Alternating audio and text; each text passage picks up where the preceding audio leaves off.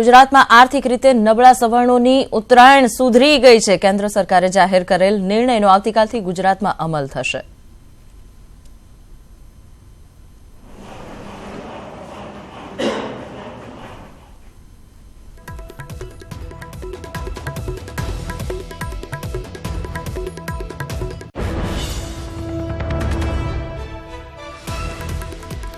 કેન્દ્રના નિર્ણયનો સૌથી પહેલા જે રાજ્ય અમલ કરવા જઈ રહ્યું છે તે છે ગુજરાત। તો ઉત્તરાયણમાં કહી શકાય કે અનામતનો પતંગ ચગ્યો છે અને ઉત્તરાયણ સુધરી ગઈ છે સવર્ણોની। આ પ્રકારની પરિસ્થિતિ ગુજરાતમાં જોવા મળી રહી છે। ગાંધીનગરમાં 10% અનામતનો લાભ આવતીકાલથી આપવાનો નિર્ણય લઈ લેવામાં આવ્યો છે। સરકારી નોકરી અને શિક્ષણમાં 10% અનામતનો લાભ મળશે। 14મી જાન્યુઆરી પહેલા આયોજિત થયેલી જે પરીક્ષાઓ છે તેમાં આ લાભ નહીં આપવામાં આવે। 14મી જાન્યુઆરીથી આ નિર્ણયનો અમલ જ્યારે થવા જઈ રહ્યો છે ત્યારે ભરતી અને પ્રવેશ સ્થગિત રાખીને તેમાં લાભ આપવા માટેનો હવે પછી જે આયોજિત થવા જઈ રહ્યા છે તમામ કાર્યક્રમ તેમાં લાભ આપવાનો સરકાર પ્રયત્ન કરશે। તો કેન્દ્રએ જે નિર્ણય કર્યો તેનો સૌથી પહેલી વાર ગુજરાત સરકાર અમલ કરવા જઈ રહી છે। 14મી જાન્યુઆરી પહેલાની પરીક્ષાઓમાં અનામતનો આ જે નિયમ છે તે લાગુ નહીં પડે, પરંતુ 14મી જાન્યુઆરી પછીથી તમામ જે તક મળવા જઈ રહી છે તેમાં સવર્ણોને 10% અનામતનો લાભ મળશે। સ્વાભાવિક રીતે અનામતને લઈને થયેલા અનેક આંદોલનો પછી જ્યારે કેન્દ્ર સરકારે જે નિર્ણય કર્યો છે તેને લઈને આ અમલીકરણની વાત છે। ગુજરાતમાં સૌથી પહેલા સાકાર થવા જઈ રહી છે। 10% અનામતનો લાભ આવતીકાલથી મળવા જઈ રહ્યો છે।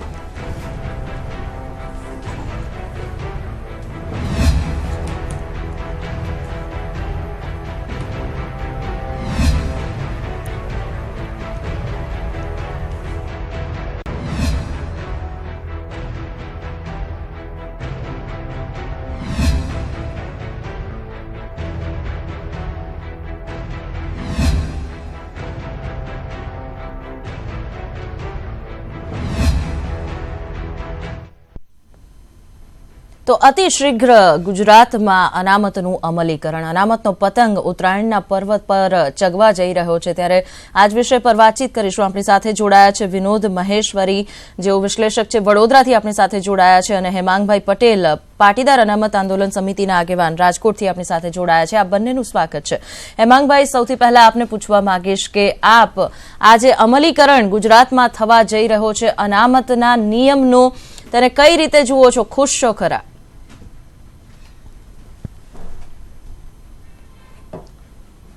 લાગુ કર્યું એ સારી વાત છે, પણ આની અંદર એક વસ્તુ છે કે અત્યાર સુધી ભારતીય જનતા પાર્ટીની જ સરકારને એના જ આગેવાનો કહેતા કે 50% ઉપર અનામત શક્ય નથી, તમારા લોકોનું આંદોલન ખોટું છે, તમે લોકો રાજકારણ કરો છો। તો આજે ગુજરાત અને દેશની જનતા સામે એ તો સાબિત થઈ ગયું કે અમારી માગણી સાચી હતી અને અમે અમારા હકો માટે આંદોલન કરતા હતા। રહી વાત કે સરકારે અનામત આપી, ચલો આપી એનો કોઈ વાંધો નથી, સારી વાત છે, અમે એને આવકારીએ છીએ, પણ સંસદના છેલ્લા સત્રની અંદર છેલ્લા સેશનમાં છેલ્લા જ દિવસે કે મેં બિલ રજૂ કર્યું જેથી કોઈ વિરોધ ન કરી શકશે અને કોઈ પણ વસ્તુ એની અંદર અવરોધ ન ઉભા થાય, એ પણ સારી વાત। વાત એટલી જ છે કે કોઈ પણ આવડું મોટું બિલ આવતું હોય, આખા દેશના સવર્ણોની અનામતનો પ્રશ્ન હોય, તો એની એક ચર્ચા થવી જોઈએ, એના ક્રાઇટેરિયા કયા છે, એની અંદર કઈ કઈ વસ્તુનો સમાવેશ છે, આ બધું કર્યા પછી જો આ બિલ આવ્યું હોત તો એનો વધારે આનંદ હોત। ખરા, આપ પાટીદાર અનામત આંદોલન જે ચલાવી રહ્યા હતા આ વિષય પર વાત કરીશું આપની સાથે। આપણે હાલ વિનોદભાઈને સવાલ પૂછીશું। વિનોદભાઈ, આપ કેવી રીતે જુઓ છો એક વિશ્લેષક તરીકે આ નિર્ણય ગુજરાતમાં આટલી ઉતાવળ શા માટે કરવામાં આવી છે તેની અમલવારીની?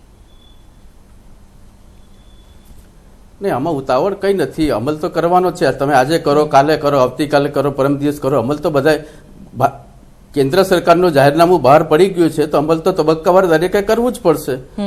ગુજરાતે એમાં સૌથી પહેલા સ્ટેપ લીધો છે, એ આવકાર્ય છે।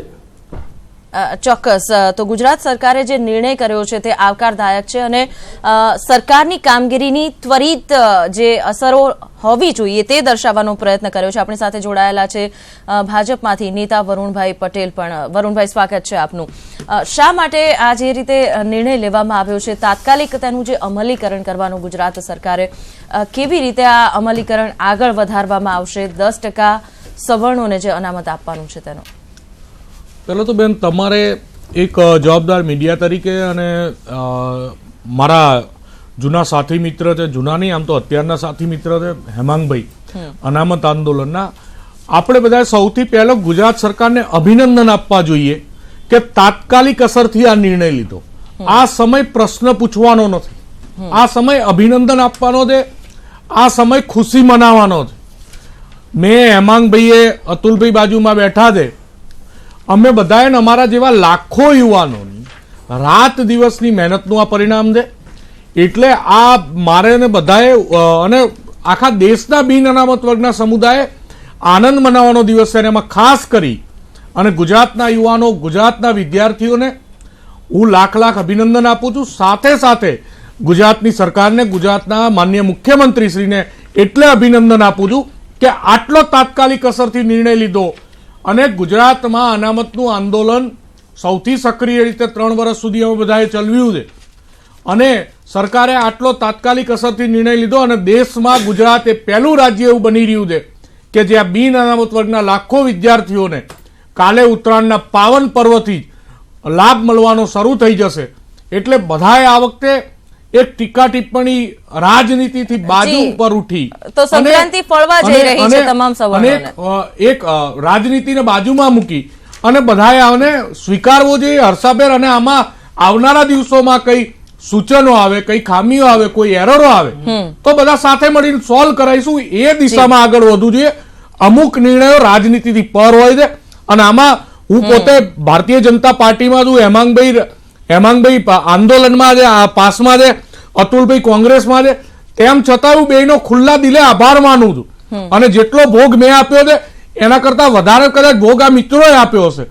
તો આ પણ આને પોલિટિક્સમાં ના લાવવું જોઈએ. આ ખુશીનો સમય છે, તહેવારોની મોસમ છે અને અનામતનો પતંગ ચગ્યો છે, તો આ મોસમની મજા બેવડાઈ ગઈ છે. તમામ પ્રકારના જે લોકો છે તે વધાવી રહ્યા છે ગુજરાત સરકારના આ નિર્ણયને, કારણ કે સૌથી પહેલા એક કાર્યશીલ સરકાર તરીકે ગુજરાત સરકારે આ પગલું ઉપાડ્યું છે અનામતને અમલી બનાવવાનું.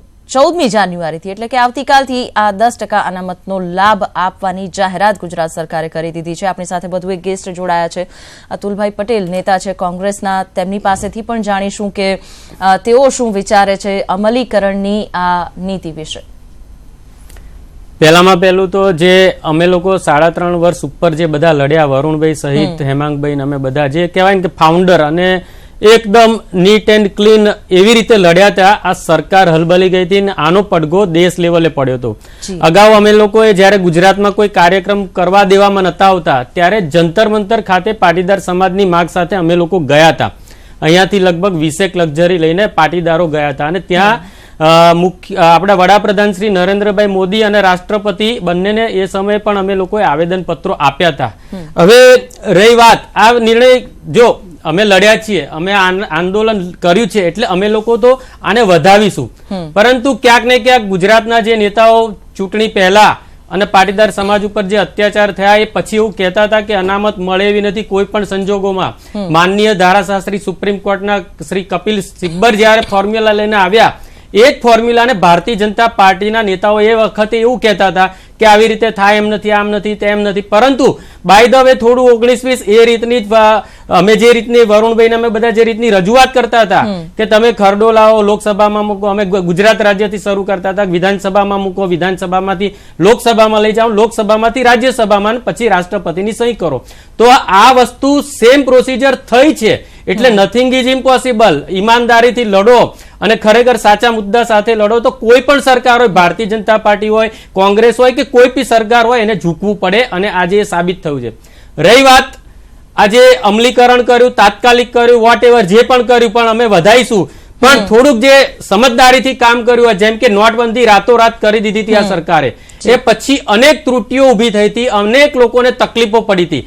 આ બધું આમની પાસે સમય હતો. આંદોલન કે 2 દિવસથી ચાલુ નથી, અમારું 3.5 વર્ષ ઉપરાંતથી ચાલુ છે. તો આપને લાગે છે કે અમલીકરણમાં થોડી ઘણી તકલીફોનો સામનો કરવો પડશે સરકારને અને તેના કારણે અનેક લોકો આ લાભથી વંચિત રહી જાય તેવી પણ સ્થિતિનું નિર્માણ થયું નહીં, જેને લાભ મળવો જોઈએ એ લાભ નહીં લે, અને જેને માટે અમે લડ્યા નથી એ લોકો લાભ લઈ જશે. જેમ કે લિમિટેશન 8 લાખની છે મર્યાદા, એકચ્યુઅલી 2.5 લાખ 3 લાખ 2 લાખની નીચેની જે બી લિમિટ હોય, ગરીબીની રેખા, ગરીબો હોય, ગરીબ એટલે છેવાડાના જે ખરેખર ઇન્કમ જ ના હોય એવા લોકોને શિક્ષણ અને નોકરીમાં લાભ મળે એના માટેની આ લડત હતી. મારા માટેની લડત અમે નથી લડ્યા કે વરુણભાઈ એમના માટે લડ્યા નથી, અમે ગુજરાતના છેવાડાના લોકો માટે લડ્યા. પણ આ 8 લાખની જે લિમિટેશન્સ મૂકી એ ખૂબ જ વિચાર માંગે એવું પગલું છે, અને એમાં ફેરફાર કરીને સરકાર કઈ પણ વિચારે, ધારો કે વિરોધ પક્ષ કોંગ્રેસ કે પછી આમ આદમી પાર્ટી કે જે પણ કે તો સુધારા વધારા કરવા જોઈએ અને એમાં જડતા ના દાખવવી જોઈએ એવું અમે અપીલ કરીએ છીએ સરકારને. ચોક્કસ.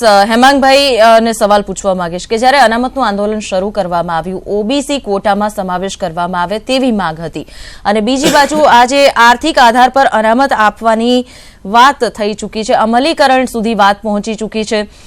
જે રીતે મુદ્દો ઉઠાવવામાં આવ્યો છે અતુલભાઈ દ્વારા, 8 લાખની સીમા નક્કી કરવામાં આવી છે, આ વિશે આપ શું કહેશો? કારણ કે એનાથી ગરીબોને તો લાભ મળવાથી રહ્યો.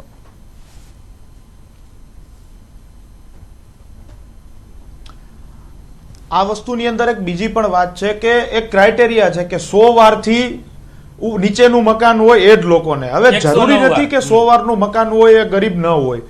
સૌરાષ્ટ્રની અંદર લગભગ સવર્ણોને 100 વાર ઉપરના મકાનો છે. પણ એનો મતલબ એ તો નથી કે પોતાની જમીનો વેચીને કે પોતાનું ઘર વેચીને છોકરાઓની ફી ભરે. બીજી વાત, રહી વાત તમે કીધું કે ઓબીસી ના કોટાની માંગ હતી, હું ચોક્કસથી કહું છું કે અમારી માંગણી ઓબીસી ના કોટાની હતી, અને અમે જ્યારે ઓબીસી માંગી ત્યારે આનંદીબેન પટેલની સરકારે ઈબીસી પણ આપ્યું, અને આ ભારતીય જનતા પાર્ટીની કેન્દ્રની સરકારે આર્થિક અનામતનો આજે નવો ફોર્મ્યુલા લાગુ કર્યો છે. તો સારી વાત છે, કંઈક લડીએ છીએ, કંઈક માગીએ છીએ એટલે કંઈક મળે છે. વચ્ચે બિન અનામત આયોગ માટેનું એક આયોગ પણ રચાણું છે. એટલે વાત એવી છે કે કોઈ પણ જાહેરાત કરી દેવાથી કે લાગુ થવાથી ફરક નથી, પણ એની નીચે અસર શું આવે છે, જેને જરૂર છે એને વસ્તુ મળે છે કે નહીં, આ મુદ્દાઓ અમારા છે. ચોક્કસ. હેમાંગભાઈ જે રીતે વાત કરી રહ્યા છે, વરુણભાઈ શું કહેશો આપ?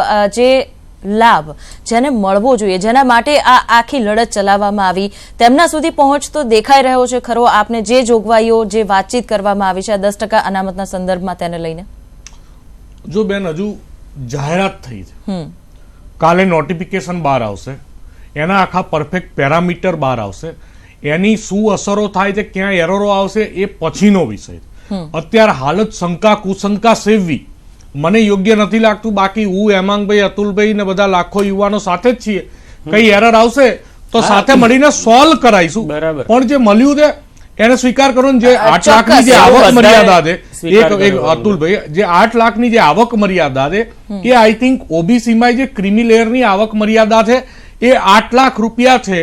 એના સંદર્ભને ધ્યાનમાં રાખી અને સરકારે પાછો ઓબીસી અને ઈબીસી વચ્ચે એક કમ્પેરિઝન થઈ અને મિસકમ્યુનિકેશન ના થાય તેના માટે આ નિર્ણય કર્યો છે. એવું વિચારીને કદાચ સરકારે કર્યું હશે. સરકારે બહુ સમજી વિચારીને પગલું લીધેલું છે, પણ તેમ છતાંય કંઈ પણ આવશે તો બધા સાથે મળીને એનો સુધારો રહેલો છે.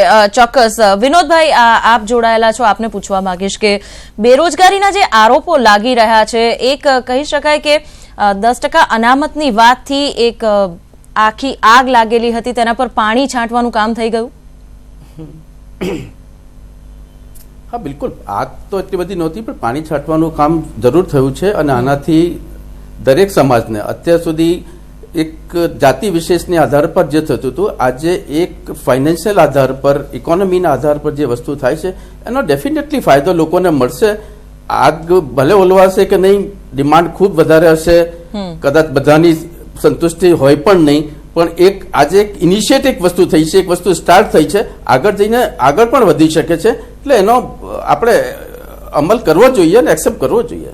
ચોક્કસથી સ્વીકાર કરી રહ્યા છીએ, પણ આ જે પરિસ્થિતિ છે ઘણી વિરોધાભાસી પણ લાગી રહી છે. તેના પર વાતચીત કરીશું આપણે અતુલભાઈ સાથે. અતુલભાઈ, એક તરફ 8 લાખની જે મર્યાદા છે તે લોકોને લાભ મળવો જોઈએ તેવું માને છે સરકાર, બીજી બાજુ આવકવેરાની જે મર્યાદા છે તેમાં કોઈ વધારો સુધારો નથી કરવામાં આવતો.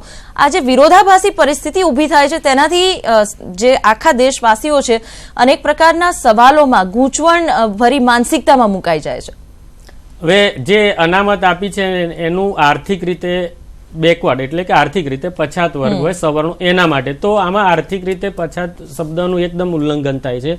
બીજું ઓબીસીમાં ક્રાઇટેરિયા ક્રિમિલિયરનો 8 લાખની જે પણ નક્કી હોય, પરંતુ આજે પરિસ્થિતિ એવી છે કે આપણે ગુજરાતની વાત કરીએ તો ગુજરાતની અંદર જે ઠાકોર સમાજ છે, ઠાકોર સમાજ ઓબીસીમાં આવે, પરંતુ ઠાકોર સમાજના યુવાનોને આ લાભ નથી મળતો કારણ કે આર્થિક રીતે એ લોકો ભણી નથી શકતા, નબળા વધારે પડતા. પરંતુ એ સિવાયના જે બીજી કોમ્યુનિટી છે એનું નામ નથી ઉલ્લેખ કરતો કારણ કે એમાં કોન્ટ્રોવર્સી થાય, એ સમાજના લોકો મોટા ભાગનો અનામતનો જે ઓબીસી નો કોટા છે ને એ પડાઈ જાય છે. એટલે આમાં થોડુંક આર્થિક સ્ટેટસ જળવાય કે ભાઈ આનાથી ઓછું. અને અત્યારે હેમાંગભાઈએ વાત કરી, હું પોતે પણ સૌરાષ્ટ્રના ગામે ગામમાં અમે વરુણભાઈ બધા ફર્યા છીએ, ત્યાંની જે રેસિડન્ટની ને ઘરની સિસ્ટમ છે ડેલા સિસ્ટમ છે, એટલે આગળ ખુલ્લું આંગણ હોય, પછી ઓસરી હોય ને પછી મકાન હોય. એટલે એનો જે ક્રાઇટેરિયા છે 109 સ્ક્વેર યાર્ડનો કે 209 સ્ક્વેર યાર્ડનો જે ભાઈ વોટ એવર, પણ એ ઘણો નાનો કહેવાય. એટલે એમાં પણ વિચારવું, એટલે થોડુંક કહેવાય ને કે લેસન કર્યા વગરનું જે કામ થયું છે ને એ આજે થયું છે.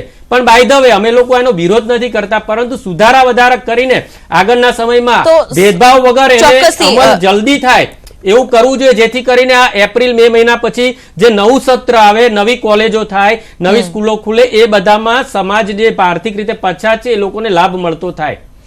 ચોક્કસથી આર્થિક રીતે પછાત લોકોને લાભ મળે તે માટે જ્યારે આ બિલ અમલી બનાવવામાં આવ્યું છે.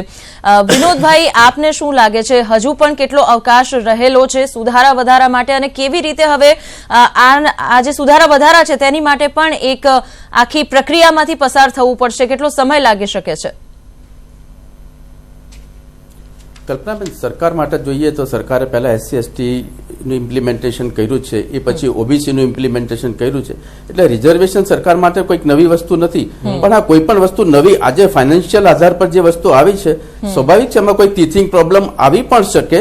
કોઈ પણ વસ્તુ જયારે પહેલી વખત ઇન્ટ્રોડ્યુસ થતી હોય તો એમાં કોઈને કોઈ ટીચિંગ પ્રોબ્લેમ આવે, અને એનું નિરાકરણ સરકાર સક્ષમ છે, એનું નિરાકરણ કરી લેશે, અને ભાજપ સરકાર એના માટે સક્ષમ છે એવું માનવાનો હું આધાર રાખું છું.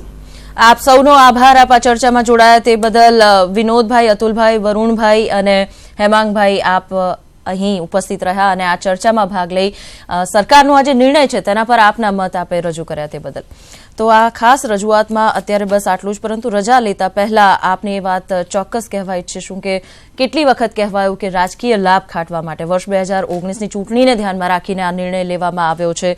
બીજી બાજુ કહી શકાય કે બેરોજગારીનો જે આરોપ લાગી રહ્યો છે સરકાર પર, તેના પરથી ધ્યાન હટે તે માટે પણ આ પ્રકારનો નિર્ણય લેવામાં આવ્યો છે.